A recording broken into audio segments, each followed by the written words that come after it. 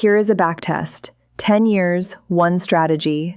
The line goes up and to the right, the way every pitch deck wants it to. Now watch what happens when I add back the companies that went to zero. The ones that got delisted, acquired at a loss, quietly removed from the index. Same strategy. The line flattens. Half the return was never real. It was an artifact of testing only on the companies that survived.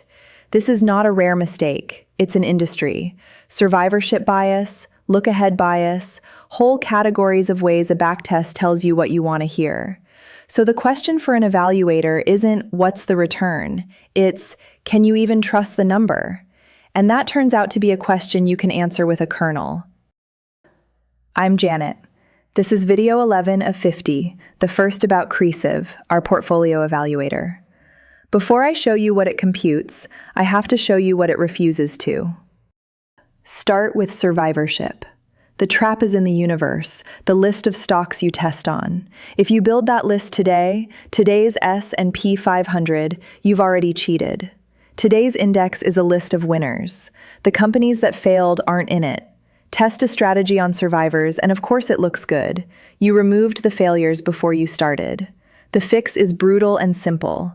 Test on the universe as it was, delisted names and all. That's why our accounting kernel's universe program is built sector by sector over the whole S&P 500.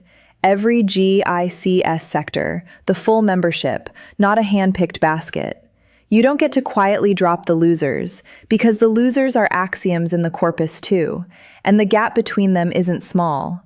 Whole strategies that look like genius on the survivors-only universe are break-even or worse once the failures are back in.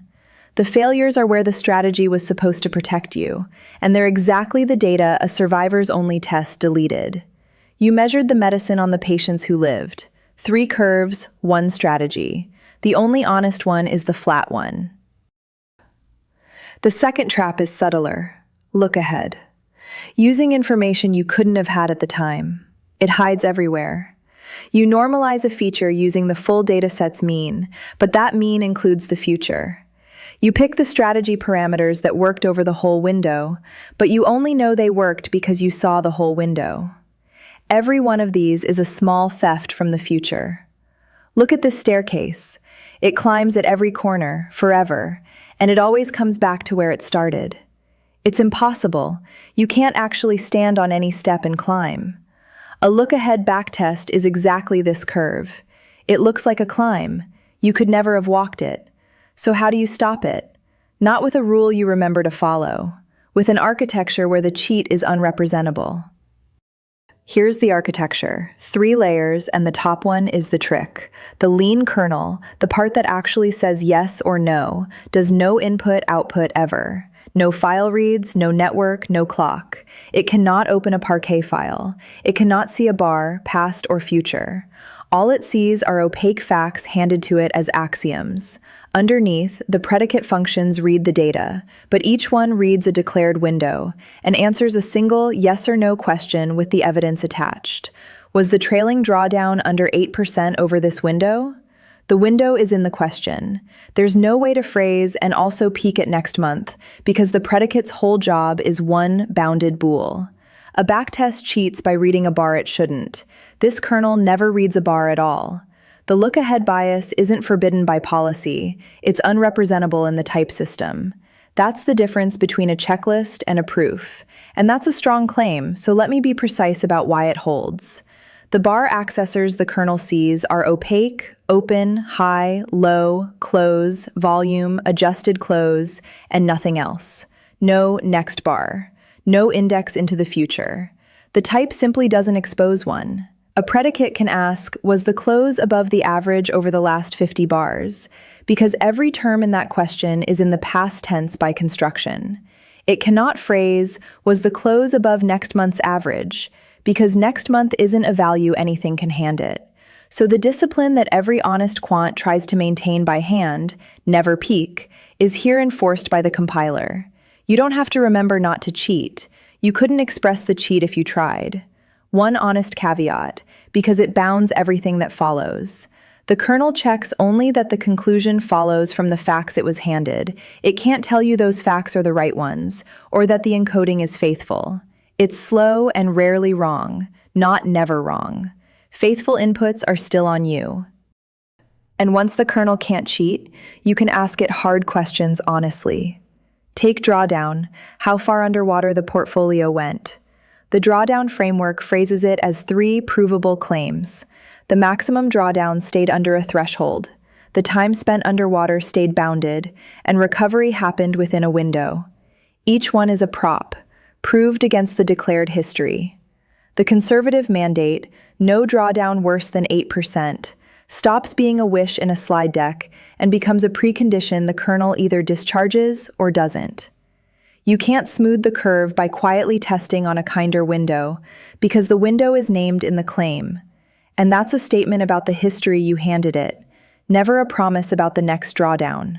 The verdict reads, discharged over the declared history, an evaluation, not a recommendation.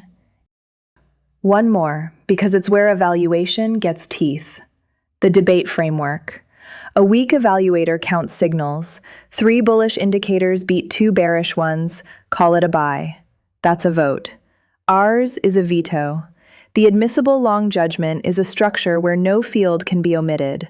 The bullish case has to hold, the kernel has to accept the direction, the options have to be defined risk, and every bear disqualifier has to be false.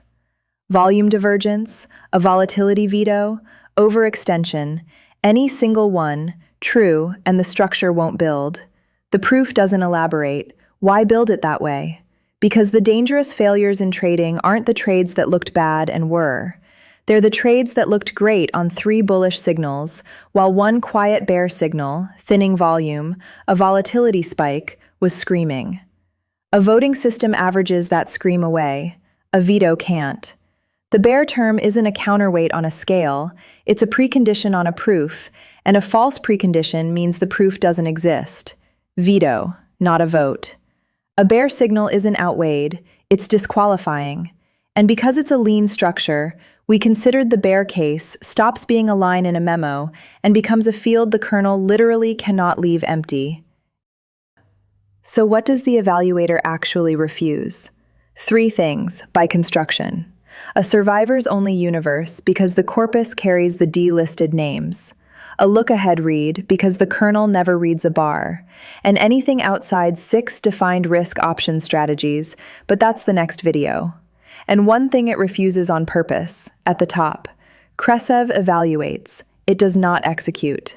It will tell you whether a portfolio's claims hold, with a witness you can read. It will never place the trade. The verdict is the product. The decision stays yours. And let me be plain about what that verdict is and isn't. This is an evaluation, not investment advice, and not a recommendation. Qresev evaluates. It does not recommend, size, or execute. The defined risk allow list you'll see next video is a kernel refusal, not a safety guarantee. Do your own due diligence. This costs you something. A kernel-checked evaluation is slower than a pretty backtest, and the number it gives you is almost always smaller. But it's a number that wasn't manufactured by peaking, the honest measurement of what the stated history did. And when the alternative is a staircase that climbs forever and goes nowhere, smaller and real is the only result worth having. Next video, the 6 options strategies Qresev will compute, and the ones it won't even price. Defined risk, or the kernel won't touch it. It's all at github.com/Quantapix. See you in 3.2.